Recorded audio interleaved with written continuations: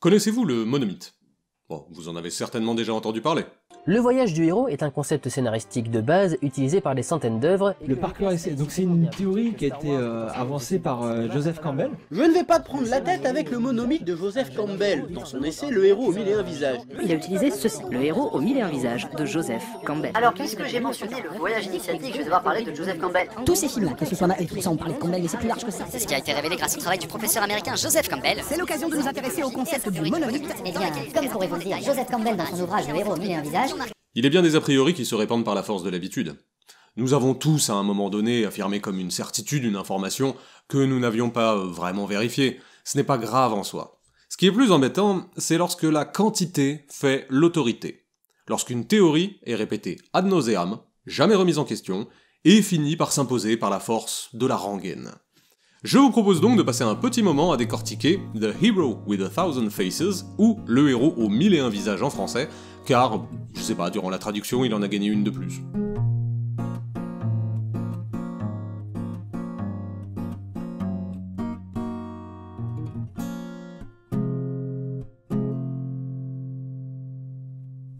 Alors, avant de se lancer dans la lecture du bouquin, commençons par lire ce qui sert de note d'intention à Campbell, et qui ressemble fort à une pétition de principe. Sous des formes multiples, nous découvrirons toujours la même histoire merveilleusement constante. Partout, la même allusion l'accompagne, avec une persistance provocante. Allusion à l'expérience qui reste à vivre, plus vaste que l'on le saura, ou que l'on ne le dira jamais. D'un bout à l'autre du monde habité et de tout temps, toutes les circonstances de la vie de l'homme ont été prétexte à la floraison des mythes, et ce sont eux qui ont été la source vive d'inspiration de tout ce que l'esprit humain a pu produire. C'est vertigineux, hein. En gros, Campbell nous propose de nous montrer que tous les mythes découlent de la même histoire primordiale, celle d'un héros qui va donc partir en quête, être initié, va suivre une série d'embûches, puis revenir chez lui afin d'accomplir sa destinée. Et nous sommes partis. Alors je vous préviens tout de suite, hein, je risque de devoir aller un peu vite si je veux passer sous la barre des 2 heures. Alors, je vais vous résumer chacun des 17 chapitres qui illustrent les 17 étapes du voyage du héros, par lesquelles chaque personnage mythologique passe, et à chaque fois, nous allons lister les nombreux exemples que Campbell va rapporter, afin de montrer de manière claire et univoque que chaque histoire contient toutes les étapes du... je cite...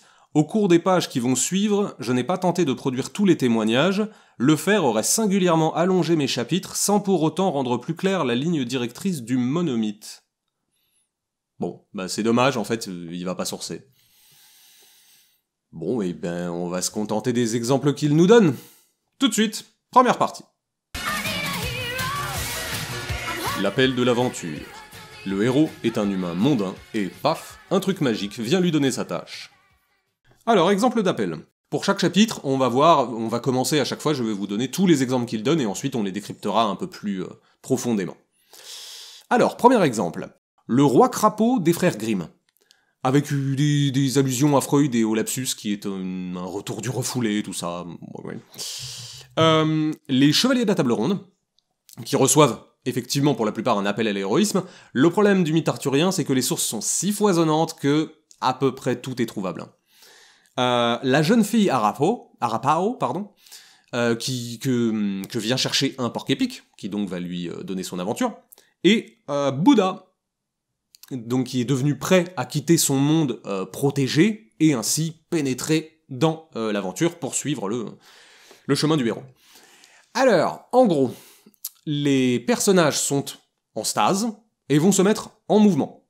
Donc ça peut avoir un sens, mais après tout, est-ce que c'est pas normal que d'avoir trouvé que, avant l'aventure, il y avait un début de l'aventure?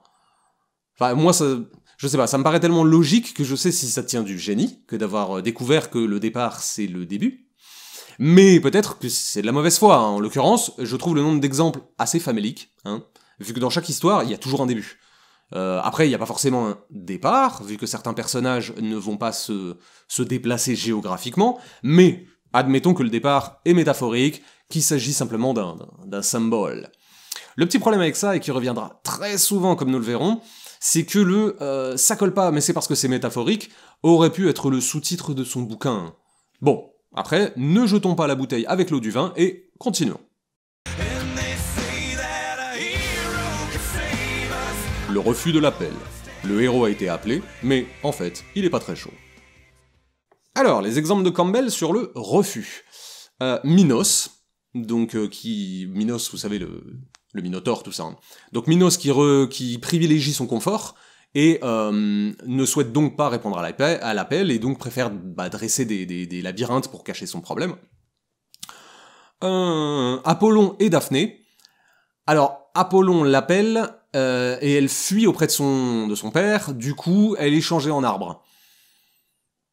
Il dit qu'il voit pas le rapport, bref. Alors là, ça aussi ça va revenir. Une citation, assez curieuse de psychologie et alchimie de Jung sur un rêve. Bon, admettons. La Belle au bois dormant. Elle fait dodo, donc elle refuse l'appel. Ça doit vouloir dire ça. Les Mille et une nuits. Une ville de Perse qui est changée en pierre pour avoir refusé l'appel d'Allah. Admettons. La femme de Lot, changée en statue de sel. Vous connaissez certainement, il fallait pas qu'elle se retourne, et donc bam, changée en statue de sel. Le juif errant, qui est maudit pour avoir refusé l'appel à l'aventure envoyé par le Christ, sûrement. Et Kamar al-Zaman, le prince, et la princesse Boudour. Donc là, il fait un passage qui est très très long hein, sur eux. Le fait qu'ils refusent de se marier, et sont donc enfermés par leurs parents, probablement pour avoir refusé l'appel à l'aventure matrimoniale, quelque chose comme ça. Alors, il commande tout de même, je cite. « D'où viendra la force capable de faire céder le refus de la vie qui les habite tous deux, Kamar al-Zaman et Boudour, et de faire fondre la colère des deux pères, image de l'enfance. Toutes les mythologies du monde donnent à cette question la même réponse, car ainsi qu'il est écrit si souvent dans les pages sacrées du Coran, Allah est puissant et miséricordieux. » Si vous comprenez quoi que ce soit à ce passage, vous me le dites en commentaire, parce que moi... Il dit qu'il voit pas le rapport. Donc, les exemples sont, là pour le coup, un peu plus fournis, mais paraissent tout de même très faciles. Hein. Pile je gagne, face tu perds. Si un héros refuse un truc, c'est que c'était une aventure, mais du coup, elle se termine là, son aventure. Donc, la suite des étapes n'a plus vraiment de sens, mais apparemment, comme il l'utilise, ça cadre quand même avec son schéma. Bon. Et au passage, quand même, dans ces exemples-là, il y en a qui refusent réellement un truc. Autant d'autres ne refusent rien du tout. Hein. La Belle au bois dormant, qui pionce contre sa volonté, la femme de Lot, qui est transformée en statue, je ne suis pas sûr que cela puisse être résumé en refus de l'appel. Mais bon, à la limite, cela s'expliquera peut-être après. On peut toujours rêver. Voyons la suite. L'aide surnaturelle. Le héros va avoir besoin d'un truc magique donné par une bonne femme. Alors, exemple d'aide surnaturelle selon Campbell. Kiadzimba, le Chaga, donc Chaga c'est un bantou, hein, qui reçoit l'aide d'une petite vieille avec un manteau magique. Les jumeaux Navajo, qui sont aidés par Dame Araignée, qui leur file une amulette en plume, c'est ça, et une formule magique. Marraine la bonne fée et la Vierge. Alors là, il n'y a aucun détail, si ce n'est que ce sont des femmes, et on comprendra plus tard pourquoi c'est suffisant. Faust. Méphistophélès séduit Faust et le corrompt. Du coup, j'aurais tendance à penser que c'est plus très cohérent avec le début, car il ne reçoit pas d'aide, il est corrompu, et que le diable est plus le méchant de l'histoire en fait, mais, admettons, ça peut être un anti-héros. Et Kamar al-Zaman, de nouveau, et Boudour, parce qu'il précise qu'il y a une Jinniha qui vient les aider. Alors, en gros, il dit que tout cela, c'est l'aide de Mère Nature. Gaïa, la divinité, vous l'appelez comme vous voulez, hein, qui aide le héros durant les balbutiements de sa quête. Il cite même Napoléon, qui a dû répondre à l'appel de l'aventure coloniale, sûrement.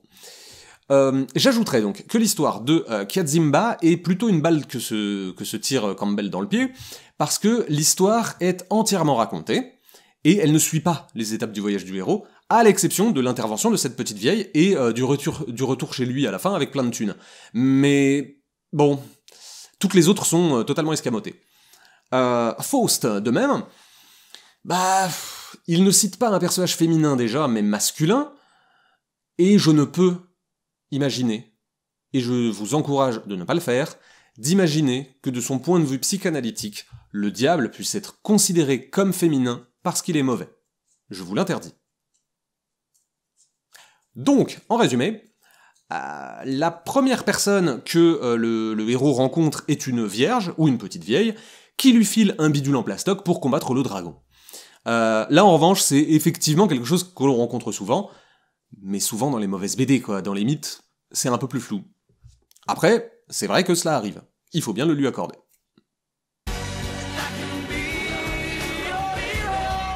Le passage du premier seuil. Avant de commencer son aventure, et il serait temps parce que c'est déjà long là, le héros doit affronter le gardien du seuil. Alors, exemple de Campbell du premier seuil. Les Hottentots, qui décrivent un ogre et un fantôme qui mangent les humains. Le demi-humain en Afrique, c'est un esprit, hein, coupé en deux en fait, et qui combat qui le rencontre. Alors là, exemple russe, les femmes sauvages et grand-père O, qui sont essentiellement selon lui des représentations libidineuses. Pan,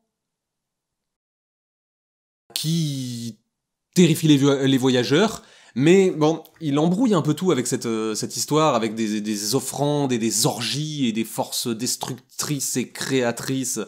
On verra après, mais bon, c'est un peu... Moi, ça m'a paru un peu flou. Alors, une citation très curieuse de Wilhelm Stekel sur un rêve avec un gardien. Bon, une fois de plus, il dit qu'il voit pas le rapport. Les sirènes des Nouvelles Hébrides que les pêcheurs doivent éviter pour ne pas être croqués. Le caravanier de Bénarès, qui est attaqué par des ogres qui mangent tous ses pauvres compagnons d'infortune.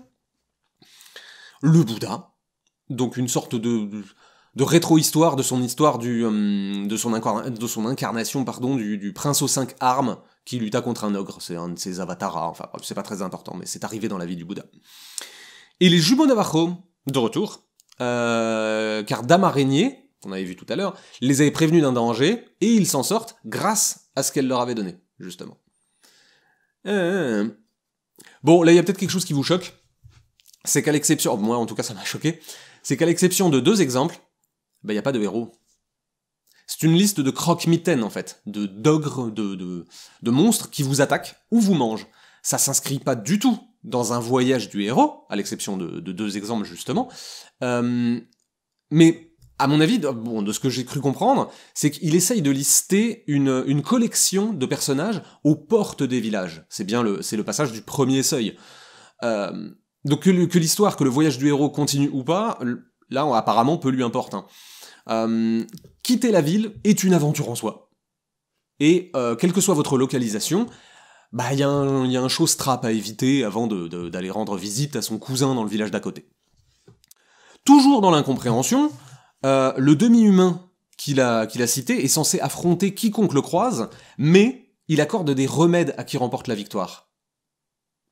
De la même manière, les femmes sauvages de Russie viennent ranger ta maison si tu leur prépares à manger. Donc cela ça se confond complètement avec l'étape précédente de l'aide surnaturelle, et voire avec la résolution de l'aventure. Donc c'est pas logique, enfin je comprends pas. Et j'oubliais une digression sur les marins de Christophe Colomb, qui durent être poussés au cul car ils n'avaient pas de... ils avaient peur des sirènes et des léviathans. Ce qui est curieux, car comme Napoléon, je sais pas trop ce que les exemples historiques viennent faire dans son analyse du mythe, mais vous allez me dire, je comprends pas non plus ce que les rêves racontés en analyse par des patients viennent foutre là-dedans, donc à ce niveau-là, je dis, pourquoi pas.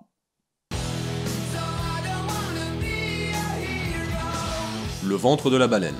Le héros ayant franchi le seuil, il doit passer dans l'inconnu. Alors, exemple de ventre baleinier. Le corbeau, une histoire esquimau, qui se jette volontairement dans une baleine. Un mythe zoulou, où une mère et ses enfants trouvent un monde luxuriant dans le ventre d'un éléphant. Finn McCool, un héros irlandais qui est avalé par un monstre.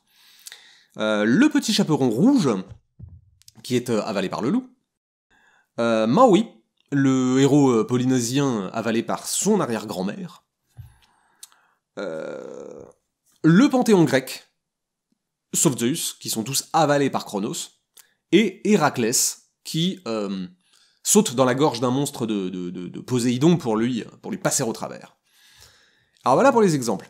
Donc je suis assez étonné quand même qu'il ne cite pas Jonas, parce que moi on me dit ventre de la baleine, je pense tout de suite à Jonas, mais bon, admettons. Donc il nous dit que la leçon de ce ventre de la baleine est un symbole d'annihilation de soi, afin de renaître à nouveau. Ce qui est cohérent avec les interprétations psychanalytiques de la renaissance, de la maïeutique et de je ne sais quelle interprétation sexuelle du lien à la mer. Le souci, c'est que tous ces exemples sont extrêmement différents, qui se trouvent à des moments différents du voyage du héros, et qu'ils ne remplissent pas du tout les mêmes offices, les mêmes objectifs. Certains sont volontaires, d'autres non. Ils mènent à d'autres mondes, d'autres non. C'est particulièrement frappant pour le chaperon rouge et Héraclès. Pour le premier, le chaperon est secouru par le chasseur 2 lignes avant la fin de l'aventure. Là, il est toujours même pas parti à l'aventure, son héros. En plus, encore une fois, c'est une histoire de version. Dans les premières versions du chaperon rouge, il n'y a pas de chasseur. Hein. Donc c'est une drôle d'étape de transition. Et pour Héraclès, il tue le monstre de Poséidon durant ses 12 travaux. C'est un crochet dans son aventure. Ça fait pas partie de l'initiation, du départ, pardon. Bon. Et il le tue d'ailleurs plutôt vers la fin des épreuves. Donc je sais pas comment il intercale ça en fait dans son développé. Bon, admettons. Ah oui, il parle également dans le chapitre d'Osiris, qui fut démembré par Seth, et dit qu'il s'agit, je cite, d'une autre représentation du ventre de la baleine, vu qu'à un moment donné, il est dans un sarcophage. Et après, il parle de rites en Phrygie, où des prêtres s'infligeaient des mutilations, et où des novices se coupaient le zizi. Alors c'est quoi le lien avec le ventre de la baleine ? Il dit qu'il voit pas le rapport, donc une fois de plus, c'est un peu facile, tout symbolise ce qu'on veut, et du coup, ça ne correspond pas au schéma, mais il suffit de dire que c'est une représentation symbolique, j'imagine. Dans ce cas, le problème c'est que tout marche toujours. Si ça marche, ça justifie le système, et si cela dit le contraire, c'est que c'est symbolique. C'est pratique. Bon, note en passant, si votre système marche en toutes circonstances, c'est qu'il est un peu trop beau pour être vrai. Et nous passons à la deuxième partie. Le chemin d'épreuve. Le héros va rencontrer des embûches et des épreuves. Et heureusement, sinon elle aurait été un peu chiante ton histoire. Alors, une étape déjà beaucoup plus concrète. Alors, exemple d'épreuve. Psyché, à la recherche de Cupidon. Donc elle se frite à Vénus, qui lui donne des tâches et des voyages. Les chamans du Grand Nord, qui partent en quête des âmes. Des citations un peu curieuses de plusieurs personnes qui, devinez quoi, ont fait des rêves. Et dans ces rêves, il y avait des obstacles. Voilà. Inanna, la déesse sumérienne, qui alla dans le monde des ténèbres pour affronter les Anunnaki. Alors, un chapitre beaucoup moins problématique que les autres. Il est toutefois assez frustrant, car il y a peu d'exemples, et que la moitié est constituée de gens qui racontent leurs rêves, ce qui n'est pas à proprement parler ce que j'appelle de l'anthropologie, mais bon. Alors je suis assez étonné, parce que qui dit épreuve dit plein d'histoires, des centaines d'histoires, des milliers d'histoires, mais là non. Donc bon, c'est probablement pas l'étape qui l'intéressait le plus, mais tout de même, pour valoriser son système, c'était le moment de tout donner, de nous agonir d'exemples. Il conclut avec une phrase lourde de sens, je cite, « Le départ n'était que le début. »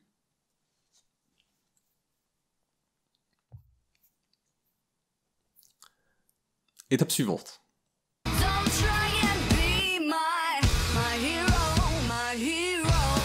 La rencontre avec la déesse. Le héros ayant franchi le seuil, tapé des ogres et été avalé, il va rencontrer la déesse mère et entrer en union mystique avec elle. Alors, la déesse mère, ça nous rappelle un peu la troisième étape, sauf que là, ce n'est plus une aide surnaturelle, mais une fusion, que cela soit dans l'espace, dans la vie ou dans la psychologie, bon... De toute façon, il faut que ça colle autant que possible, alors on va dire que ça marche dans toutes les circonstances. Bref, donc exemple de rencontre avec la déesse. Le prince de l'île solitaire, qui est un héros irlandais, qui est aidé d'une vieille tante pour sauver sa belle. Actéon, qui est condamné par Diane à être mangé par ses chiens. Ce qui signe un peu la fin de son aventure, non? Bon. Ramakrishna, qui est prêtre d'un temple qui honore une déesse mère, et qui vit un jour une femme enfanter et manger son gamin. Tout ceci raconté dans une description curieuse de déesse à la fois bonne et mauvaise, dont on voit mal ce que ça vient foutre là et en quoi ça informe sur le voyage du héros de savoir que les femmes sont des totalités. Une fois de plus, il dit qu'il voit pas le rapport. Et ah oui, il y en a un dernier quand même.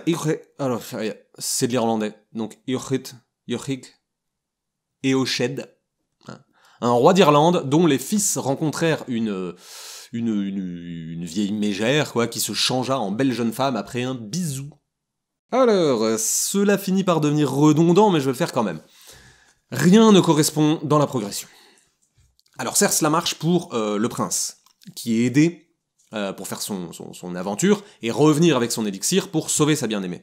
Mais pas du tout pour Actéon, qui meurt avant le début de son voyage.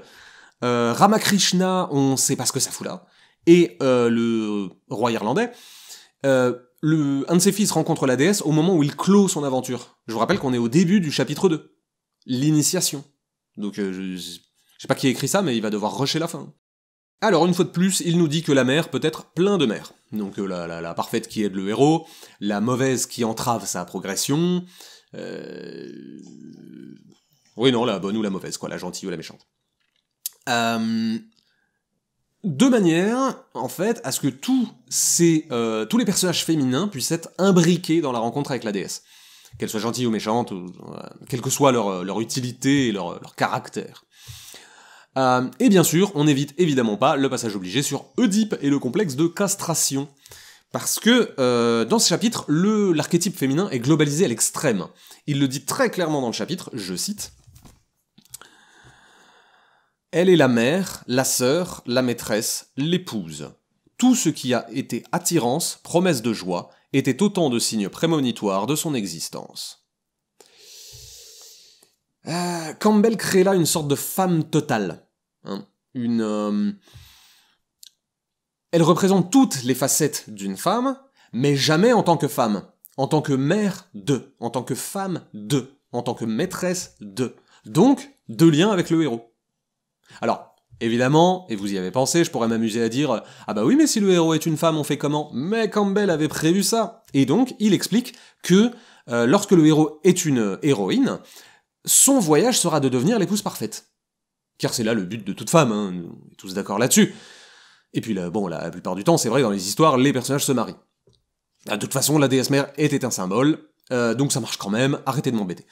Je terminerai avec la phrase qui, à mon sens, décrédibilise tout le travail de Campbell en une sentence.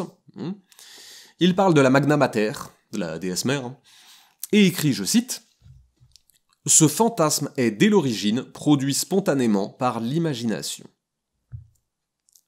Produit spontanément par l'imagination. Dans une perspective jungienne, sûrement. Mais hors de cela, c'est non.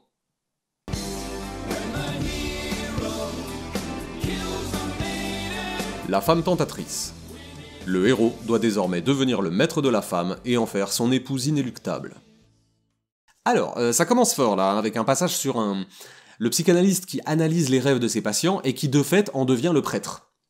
Il doit analyser les étapes du voyage du héros dans les hallucinations du malade, et donc faire son initiation.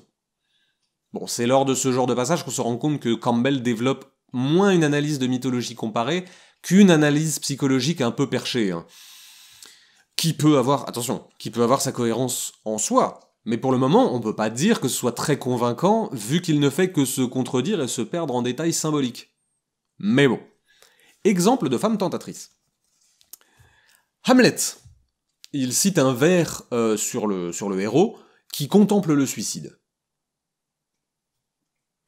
Le rapport avec la femme tentatrice, il dit qu'il voit pas le rapport.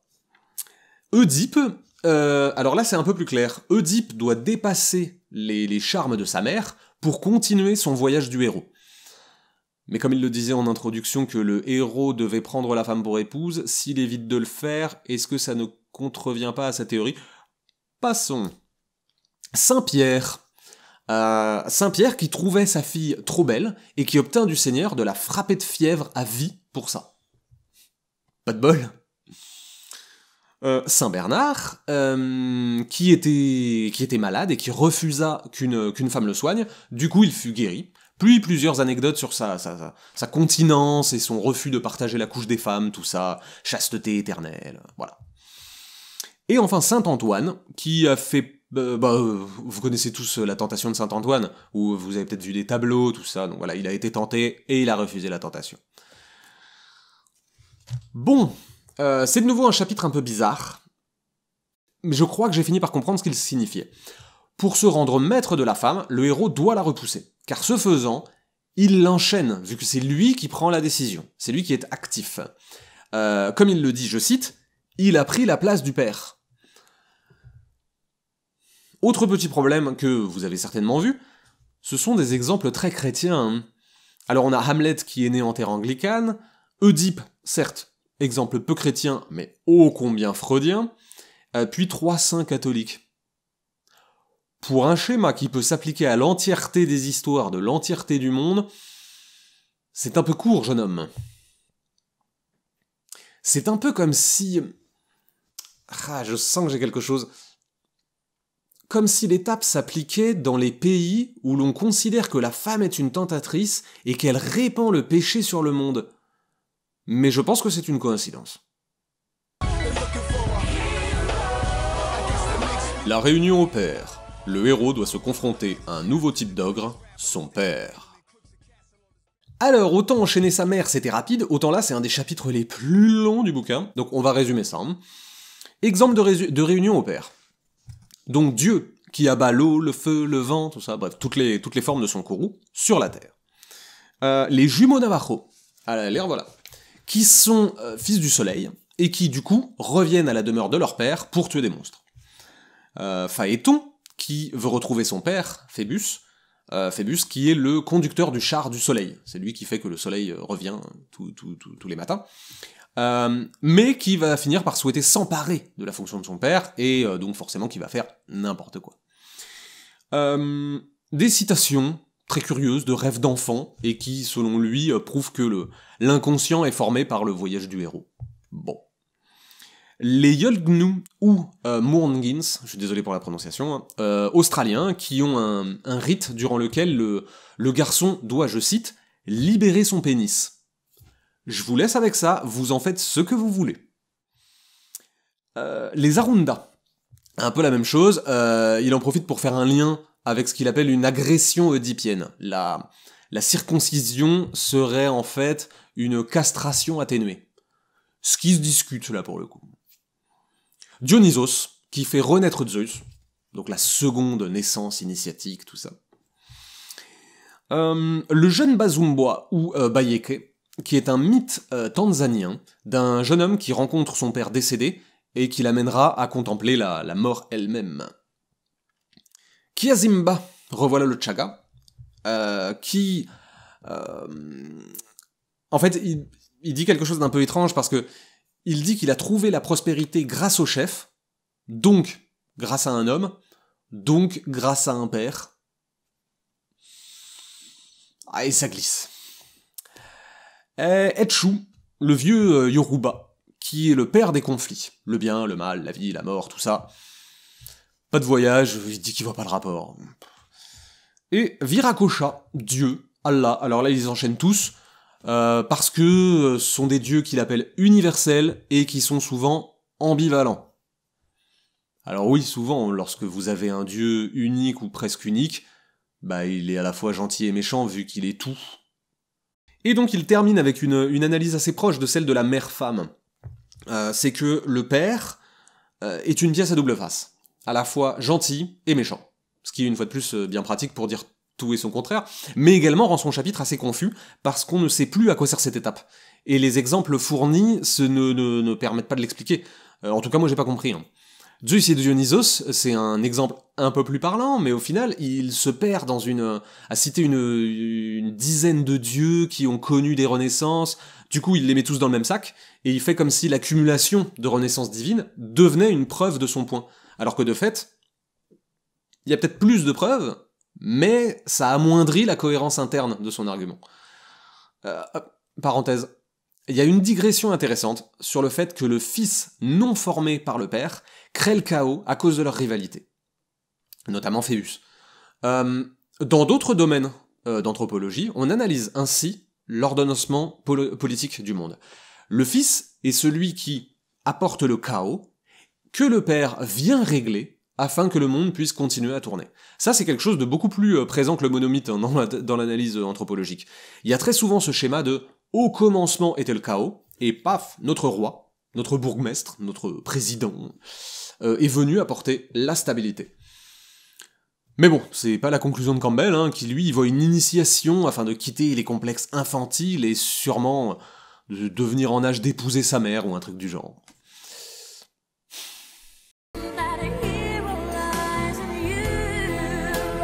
Apothéose. Le héros a réussi à enchaîner sa rhum et empêcher son padré de lui couper le sgeg. Il passe donc au niveau 2. Ça se sent que je commence à fatiguer. Les chapitres sont de plus en plus longs en plus, hein, je vous préviens. Oui, pardon pour l'introduction, donc après avoir résolu le conflit de la mère tentatrice et du père castrateur, le héros est prêt à se transformer pour dépasser les angoisses de l'existence. Ça veut dire la même chose. Hein. Donc, exemple d'apothéose. Avalokiteshvara, qui est un bodhisattva, porteur de la fleur de lotus, et qui aide à l'illumination de toutes les créatures qu'il croise, forme d'apothéose. Il prolonge son exemple avec Guanyin, ou Kannon, selon les folklores, qui est une forme évoluée d'Avalokiteshvara, qui est devenu féminin au regard bienveillant, du coup, parce que c'est féminin, donc c'est doux. Il en profite pour glisser que le bodhisattva est désormais mâle et femelle. Du coup, vu que voilà, Guanyin femelle et Avalokiteshvara mâle, donc le héros au mille et un visages est désormais des deux sexes. Alors ne me demandez pas comment il en arrive à cette conclusion, c'est quasiment écrit comme ça. Bon, il le dit.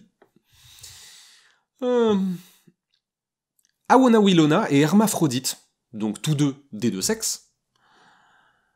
Adam, qui était hermaphrodite avant qu'Ève ne soit créée, de fait, ça se défend. Tirésias, donc qui est à la fois mâle et femelle. Problème, ça dépend de la source. Parfois il est seulement l'un ou seulement l'autre, parfois il change de sexe, mais en tout cas dans les sources que j'ai trouvées, il est jamais les deux en même temps. Donc j'ai l'impression qu'il nous arnaque un peu là. Shiva et Shakti. Alors là, non. La Tridevi, donc les parèdres de la Trimurti, c'est déjà assez long, hein. Bon, on va pas faire de parenthèse hindouiste. Alors, les dieux et les déesses sont liés dans l'hindouisme. Mais, pas plus que cela. Enfin, en tout cas, ça ne permet pas de dire qu'il y a androgynie. Vu qu'ils existent tous en plusieurs formes, mais qu'ils restent distingués. Même s'ils ont un avatara, même si c'est une forme différente, même s'ils sont mêlés, Parvati, la parèdre de Shiva, la femme de Shiva, pardon, ne fait pas exception. Le simple fait de parler de Shakti est déjà problématique, pour des raisons que je vais pas exposer parce que ce serait trop long, mais bref, Shiva a une parèdre qui lui donne sa force, qui est Parvati, et il n'y a pas d'androgynie, enfin bon, bref, c'est... bon. Passons. Ah oui, il cite un rite australien dans lequel on coupe le pénis après la circoncision.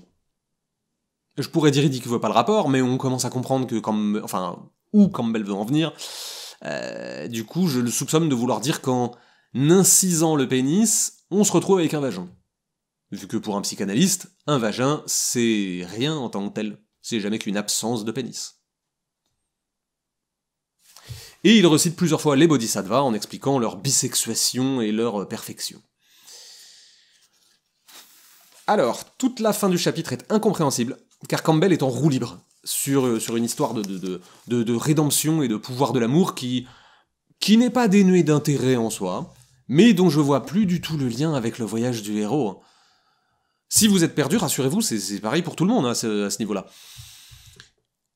Visiblement, l'apothéose, ce serait le fait que le héros soit désormais doté du pouvoir de la compassion, grâce à sa bisexuation. Et que grâce à cette nouvelle initiation, il va répandre l'amour sur le monde. Mais honnêtement, je suis pas sûr d'avoir bien compris cette étape. Alors, sauf à y ajouter une vision alchimique de la transmutation d'un héros mâle en un héros total, car mâle et femelle, mais à ce moment-là, il fallait l'expliciter, il fallait être clair, car en l'état, ce n'est absolument pas ce qui est dit.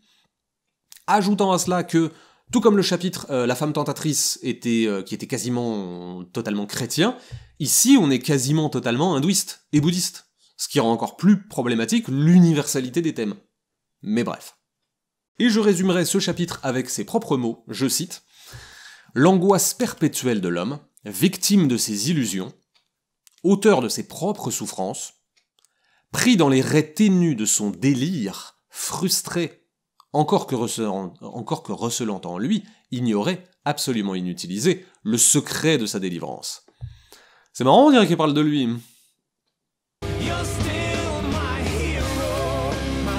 Le don suprême. Étant devenu un hermaphrodite prêt à répandre l'amour, le héros est maintenant prêt à obtenir sa véritable récompense. Je sais pas vous, mais plus ça va et plus je suis perdu. Je sais même plus vraiment où nous en sommes. Bon. Exemple de récompense. Alors, le prince de l'île solitaire, qui reçoit des petits flacons et un bon repas. Un don suprême, apparemment. Les dieux et les titans hindous, qui barattent la mer de lait afin de créer un beurre d'immortalité. Ça, c'est déjà un peu plus classe comme récompense. Prométhée, qui amène le feu et donc la vie aux humains. Mais selon les versions, c'est dans des conditions très différentes.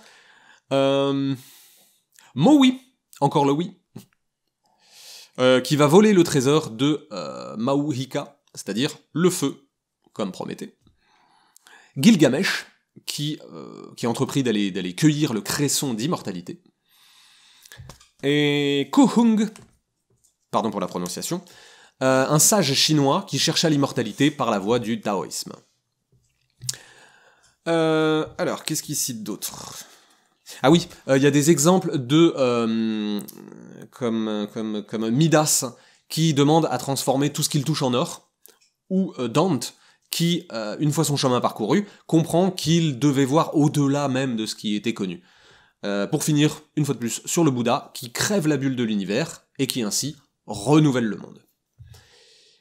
Alors, en résumé, le chapitre est une sorte d'interprétation alchimique, une fois de plus, du feu et de l'immortalité. Mais il a beau être assez long, il n'y a pas beaucoup d'exemples, et même plusieurs contredisent son schéma. Sauf à penser que symboliquement, ils conviennent, ça devient vraiment compliqué à comprendre autant qu'à défendre. Bon, après, je vous préviens tout de suite, on arrive à la dernière partie, et ça va devenir encore plus bizarre, et encore moins sourcé. Ah, mais avant, comme j'aime bien prélever des extraits amusants, je vous ai gardé celui-là de côté. On peut observer, durant les premières phases du développement du nourrisson, les symptômes d'une mythologie naissante, d'un état situé au-delà des vicissitudes du temps. Vous l'aviez pas vu venir celle-là, hein ? La mythologie du nourrisson atemporel, ça en impose. Bon allez, pour les courageux qui sont pas encore endormis, on reste éveillés et on passe à la troisième partie.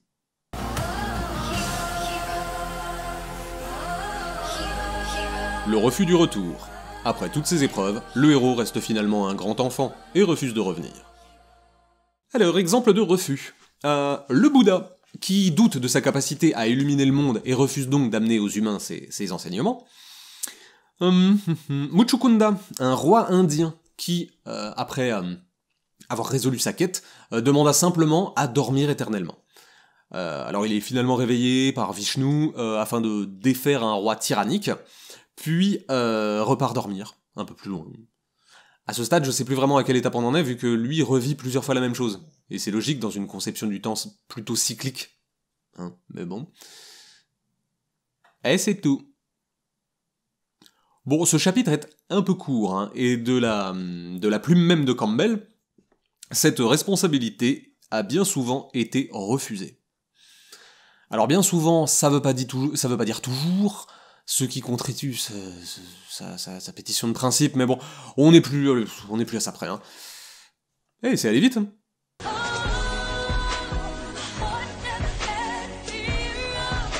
La fuite magique. Le héros part en balade afin d'échapper à ses derniers poursuivants. Exemple de fuite. Guillaume Bach, le Gallois, j'espère que ça se prononce comme ça, qui, après avoir découvert sa destinée grâce au brouet d'une géante, il s'enfuit afin de rentrer chez lui. Morgonkara, un chaman buryate de Sibérie, qui partit voler une âme chez le dieu du ciel, et dut ensuite s'enfuir vite fait pour ne pas être capturé. Le pêcheur maori, qui, après que sa femme eut mangé leurs deux fils, prit peur et s'enfuit dressant divers stratagèmes en fait pour qu'elle ne le rattrape pas. La Nyx, une erreur, c'est l'habitude, une histoire qui ressemble un peu à Hansel et Gretel, donc qui les voit s'enfuir en profitant d'une de ses absences. Jason qui est poursuivi par Éthès après avoir volé la toison d'or. Izanagi et Izanami. Alors là, c'est Benny Hill, hein, parce que tout le monde poursuit tout le monde, pour plein de raisons différentes, et c'est une sorte de Fast and Furious mythologique, si vous voulez. Et Orphée et Eurydice, peut-être un peu moins sautillant, parce que le retour des enfers n'implique aucune fuite ou poursuite, ils ne font que sortir des enfers. Donc c'est une fuite, mais en marchant. Ça va, c'est une fuite tranquille. Alors c'est dommage, ce dernier exemple, parce que les autres étaient plutôt bons. Mais celui-ci casse tout, vu que c'est tout sauf une fuite, et que, de plus, la récompense n'est pas l'élixir à ramener au monde, c'est la femme. Donc pourquoi... En fait, ça impliquerait que l'élixir, le don suprême, la déesse et la femme... comment il appelle ça ? La femme inéluctable, peuvent être le même élément. Alors pourquoi pas, mais ça complexifie le truc, quoi. Bon, admettons. Ce coup-ci, en dehors d'Orphée et Eurydice, c'est assez cohérent. Hein. Et les autres exemples sont assez pertinents, mais pour une raison assez simple, en fait. Si votre récit implique un prisonnier ou un voleur, comme c'est le cas dans ces exemples, il va y avoir une phase de poursuite. Mais du coup, on laisse toutes les histoires où il n'y a pas de vol ou de prisonnier de côté, car il n'y aura pas de raison pour que le héros se mette à courir, poursuivi par un monstre ou par quoi. C'est une étape pertinente, mais contextuelle.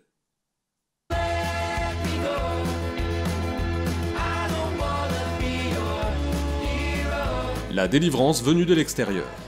Le héros va recevoir une aide de l'extérieur afin de revenir de son aventure surnaturelle. Enfin, va recevoir...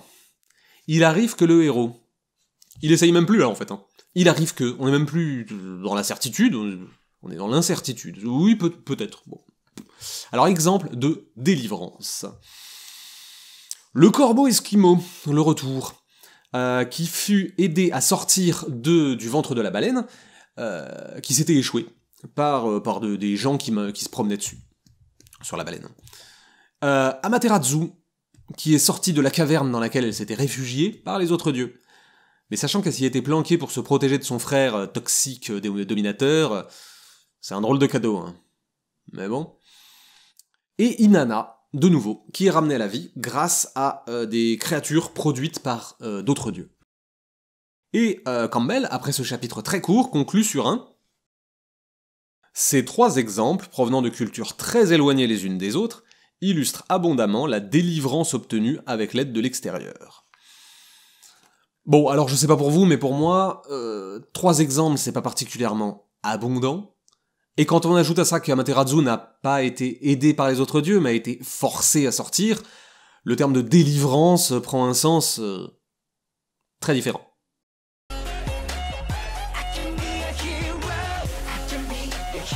Le passage du seuil au retour. Le héros, revenu chez lui, a encore un dilemme à résoudre. Comment traduire le message qu'il a acquis afin que les péons le comprennent? Alors, exemple de passage du seuil. Rip Van Winkle, une histoire états-unienne, plutôt récente là pour le coup, ça doit être la plus récente d'ailleurs, dans laquelle le personnage s'endort pendant 20 ans et se réveille pour découvrir un monde qui a beaucoup changé, forcément. Oisin, un héros irlandais, donc encore une fois, Oisin, je ne sais pas. Oisin, qui vécut en Tirnanog durant 300 ans en pensant n'y vivre que 3 ans, parce qu'en Tirnanog le temps passe différemment, et qui voulant retourner visiter sa famille, dut quitter son pays, et fut rattrapé par la vieillesse après une imprudence, donc il prit 300 ans d'un coup, ce qui est quand même triste.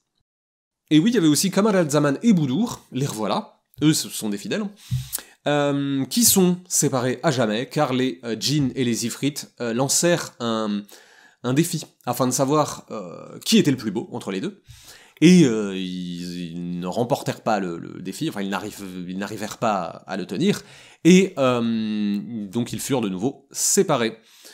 Alors je vous la fais courte parce que c'est beaucoup plus compliqué que ça, mais on n'est pas là pour parler on est là pour parler du passage du seuil, et là en l'occurrence passage du seuil, il dit qu'il voit pas le rapport. Bon. Alors là on atteint des sommets, parce que je comprends plus rien du tout. Qu'est-ce que Campbell essaye de dire? C'est un mystère. Il commence avec une histoire de messages à traduire pour le monde, et là on parle de gens qui dorment. Alors, il y a bien sûr une symbolique très forte du rêve. Il nous a suffisamment abreuvé de son rêve. Mais avec les exemples fournis là, je vois pas du tout à quoi cela mène. Il n'y a pas de passage, il n'y a pas de seuil, il n'y a même pas vraiment de retour. Et une fois de plus, il y a par contre un petit paragraphe très curieux où il écrit, je cite, « Les deux mondes, le monde des dieux et celui des hommes, ne peuvent être représentés que séparés, aussi distincts l'un de l'autre que la vie et la mort. En réalité, cependant, et c'est là une des clés majeures pour comprendre le mythe et le symbole, les deux royaumes n'en forment qu'un. » Et là, une fois de plus, je dis non. La mythologie comparée sait depuis déjà que les mondes, comme il le dit, sont représentés séparés, car ils sont séparés. C'est le principe du mythe, justement.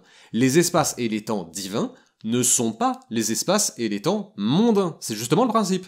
Alors, il y a des mythologies plus ancrées dans le réel que d'autres. Il y a des lignages directs ou des mondes communs. Pardon. Mais, dans la majorité des mythologies, on parle justement de temps obscurs, d'espace infini, de tout ce qui peut être imaginé, de légendes. C'est un contresens total, de la part de Campbell, que de vouloir amener le royaume du mythe dans le royaume terrestre. Mais je pense que c'est son moyen de connecter le monde des rêves psychanalytiques à un sens caché, à son monomythe, incarné en chacun de nous. Parce que si on commence à dire que c'est une construction symbolique, cela voudrait dire qu'elle est relative, qu'elle est temporelle. Et donc, son grand œuvre s'écroulerait sur lui-même.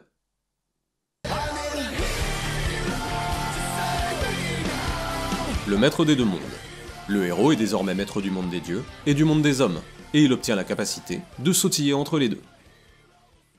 Alors, exemple de maîtrise des deux mondes, Jésus, qui apparut devant quelques apôtres sous la figure de Moïse et d'Élie, ou Vishnu, dont l'avatara Krishna apparaît à Arjuna sous ses traits divins.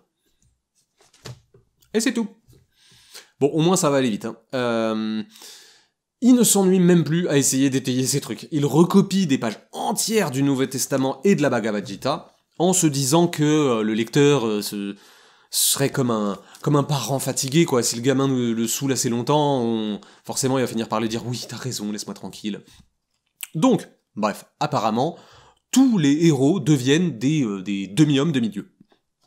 Curieusement, je crois pas qu'il y ait tant d'histoires où cela se produit, mais admettons. Un paragraphe avec lequel je suis d'accord, cependant. Il nous est relativement indifférent de savoir si Rip Van Winkle, Kamar al-Zaman et Jésus-Christ ont ou non réellement existé. Ce sont les histoires dont ils sont les protagonistes qui nous importent, et ces histoires sont si largement répandues à travers le monde que la question de savoir si telle ou telle personnification particulière du thème universel correspond ou non à un être historique ayant réellement vécu peut ne présenter qu'une importance secondaire. L'accent porté sur cet élément historique ne peut mener qu'à la confusion. Il ne peut qu'obscurcir le message symbolisé. Ici, je suis d'accord. Sauf bien sûr avec le passage sur le thème universel, là, mais vu qu'on le voit depuis tout ce temps, c'est pas du tout universel, mais le plus important est là. Le symbole, l'image, le propos en fait, dépasse en importance la figure historique, qui n'est qu'un prétexte. Libre devant la vie. Le héros est libre de son destin. Libre comme l'air. Libre max. Ouais, dernière partie, j'y croyais plus. Les conséquences de la maîtrise des deux mondes sur le héros. Alors, exemple de liberté nouvelle. Hamlet et Arjuna, qui refusent d'être libres devant la vie, j'imagine, vu qu'il meurt. Guyonbach, le retour, et qui est ressuscité après avoir été mangé. C'était pas une idée du début, ça? Bon, ne m'embrouillez pas. Il devient alors le grand barde Taliesin, mythe arthurien, tout ça vous connaissez peut-être, et se met alors à raconter des tas de trucs chrétiens lors de ses chants. Ok. Quoi? Vous attendez d'autres exemples? Non mais là c'est le dernier chapitre, hein, c'est tout. Vous avez déjà vu. Vous avez bien remarqué, dans les derniers, il y a plus beaucoup d'exemples. Bon, alors là en cours, je comprends pas, hein. Quelles sont les conséquences? Pourquoi cela est-il révélateur de quoi que ce soit? Je suis comme Campbell, moi j'ai plus envie de me prendre la tête, donc je conclurai en disant « Et dit qu'il voit pas le rapport ». Et c'est terminé, nous en sommes venus à bout. Donc pour les courageux qui sont encore là, résumons ce que nous avons appris et tentons d'en tirer quelques leçons.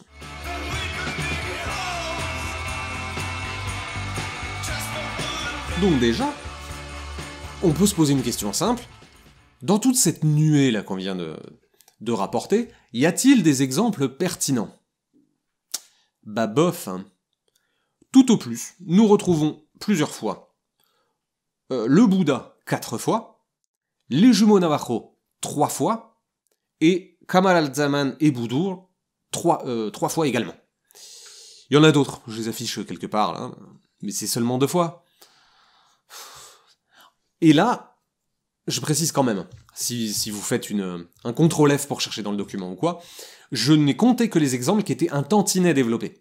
Parfois, il met des listes de noms interminables, donc avec à mon avis, pour nous agonir d'exemples. Avec suffisamment d'informations, on peut créer l'illusion d'une pertinence. Mais là, c'est pas du jeu, donc moi je les compte pas. Pour un voyage du héros qui compte 17 étapes, ça paraît un peu faible. 4 fois ou 3 fois. Alors, il tente de verrouiller son truc, hein, avec son... au cours des pages qui vont suivre, je n'ai pas tenté de produire tous les témoignages, le faire aurait significativement allongé voilà, un chapitre, sans pour autant rendre plus clair, je sais plus quoi. Mais si, justement, ça aurait rendu plus clair un propos qui est au final très flou, car il manque de rigueur. Après, à vous de voir, hein. Soit c'est flou parce qu'il manque d'exemples, soit vous faites comme il le dit, et vous allez vous-même voir pour trouver les exemples qui manquent. Mais je vous préviens, vous trouverez pas grand-chose. Vu l'ampleur de l'ambition, je pense qu'il aurait quand même pu nous fournir un exemple fil rouge, au moins un, qui aurait suivi les 17 étapes. Ou à défaut, au moins 13-14 sur 17, je sais pas. Moi j'aurais été content avec 13 ou 14 étapes. Mais non. Campbell dit que son truc, ça s'applique à tous les mythes du monde, et il est infoutu les 3 quarts du temps de trouver ne serait-ce que 3 exemples, alors qu'il devrait en avoir 35 pour chaque étape, pour chacun de ces points. Le niveau de rigueur est aussi haut que mes genoux, c'est confondant. Et on est d'accord, à ce niveau-là de référence, c'est presque un aveu. Parce que soyons honnêtes, si son système était éprouvé, il ne se serait pas gêné pour nous donner des milliers d'exemples afin de se faire mousser. Mais non, dans le doute ça passe, alors on force un peu et on verra bien. Mais en même temps, pourquoi se casser? Je pense que là, on a suffisamment montré que on peut ne pas avoir lu ce bouquin, mais répandre ses thèses dans la culture sans se poser de questions. Donc après tout, il a eu raison Campbell, hein. Il n'y avait pas besoin de faire un travail rigoureux. Les gens vous diffusent quand même. Tentons de voir les autres points qui posent problème. Des étapes bien pratiques. L'appel du héros à l'aventure. Oui, car il doit y avoir une aventure. Ça n'a aucun intérêt de suivre un récit où les journées se passent normalement. Et nous sommes centrés sur un héros, car c'est ainsi que se fait la transmission. Les œuvres chorales sont plus compliquées à suivre, et elles entraînent plus de détails à connaître pour les conteurs ou les civilisations de culture orale. Alors en limitant les personnages, par exemple à un héros, on facilite la transmission, et d'une certaine manière, l'incarnation. Le problème, c'est que le voyage du héros est une démonstration parfaite du « et en même temps ». La moitié des étapes décrites par Campbell sont suffisamment floues pour être nécessaires, ou non. En gros, il y a deux écueils majeurs, en fait. Les étapes ambivalentes et les étapes contingentes. Les étapes ambivalentes sont duales. Soit réelles, soit irréelles. Soit factuelles, soit métaphoriques. Soit corporelles, soit spirituelles. Ce qui est assez pratique, vu qu'à ce moment-là, on met ce qu'on veut. Exemple, la mort et la renaissance. C'est une étape floue en diable, car dans certains cas, le héros meurt et ne renaît pas. Donc on se demande où continue son voyage. Dans d'autres cas, le héros n'a pas à mourir pour passer l'étape de la mort. Il suffit d'une blessure, d'un échec, et paf, on va dire que c'est une mort métaphorique, et que la suite, c'est la renaissance. Autre exemple, le retour. Car, évidemment, vous le savez, dans les 3/4 des histoires, le héros ne revient pas chez lui. Du coup, on est obligé de broder des « chez lui » métaphoriques. À base de « oui, mais il revient au point de départ, oui, mais son royaume ayant été pillé, le nouveau royaume est l'allégorie de son nouveau chez lui. » Ou même, il a changé d'univers, du coup, il a un nouveau chez lui. À ce compte-là, autant dire que chez lui c'est partout et on se cassera moins la tête. L'interprétation, c'est sympa, j'adore le travail exégétique. Mais si c'est un simple moyen de dire que lorsqu'on a tort, on a raison, permettez-moi de douter. Les étapes contingentes maintenant. Elles sont nécessaires ou non. Et en fait, le fait qu'elles ne se produisent pas est un parti pris signifiant. Leur absence justifie le monomythe, car cela veut dire quelque chose. Pile je gagne face tu perds. Dans tous les cas, le système est préservé. Je vais pas vous embêter avec les exemples, parce que là, il suffit de se référer à toutes les étapes qu'on vient de décrire. Le refus de l'appel, il y a plein d'histoires où cela ne se produit pas.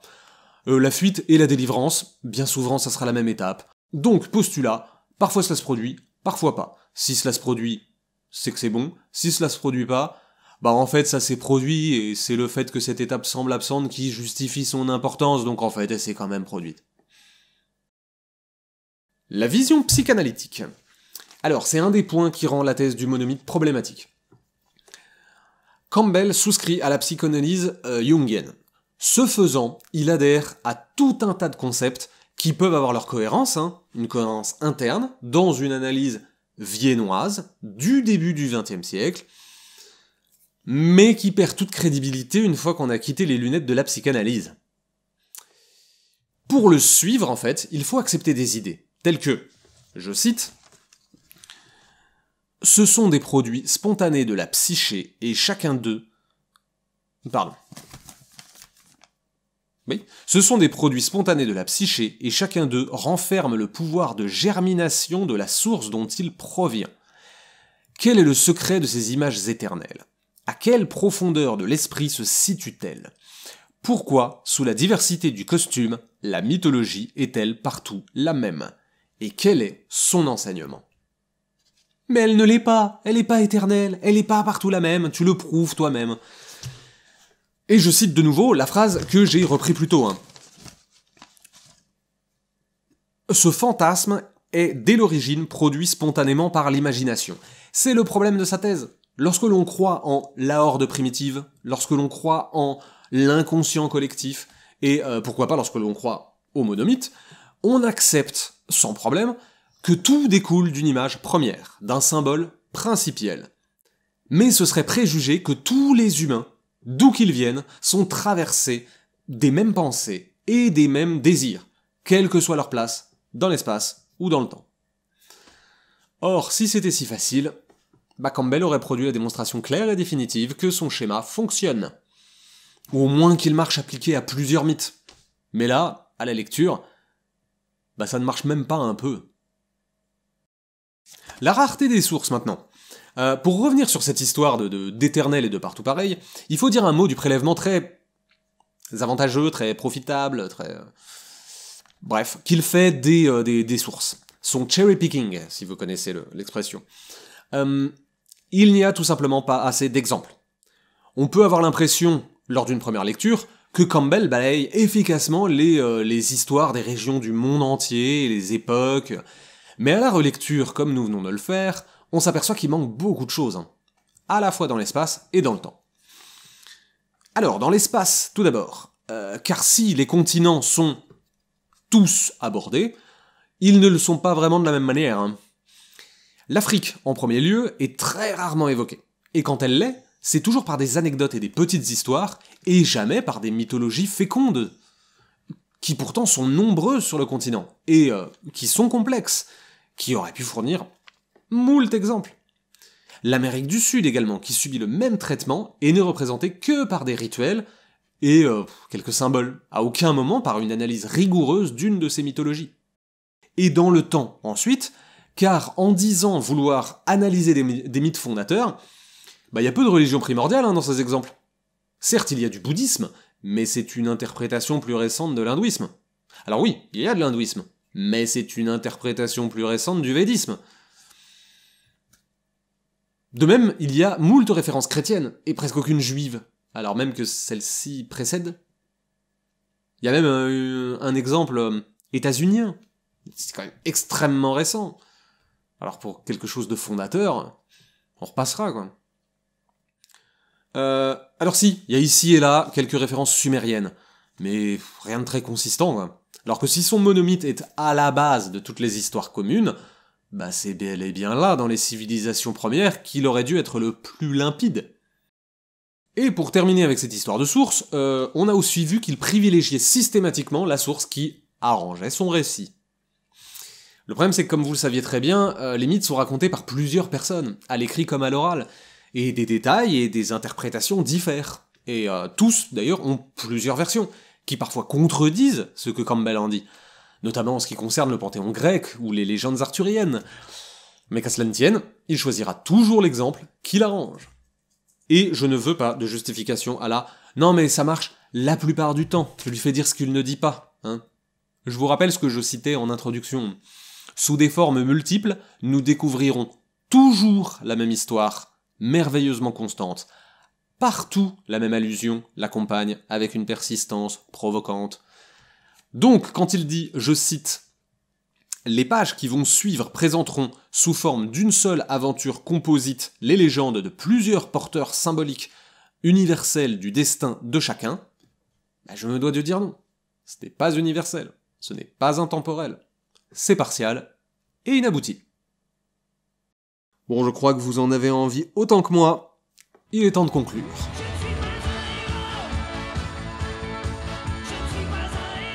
Je vais accorder un point à décharge pour Campbell.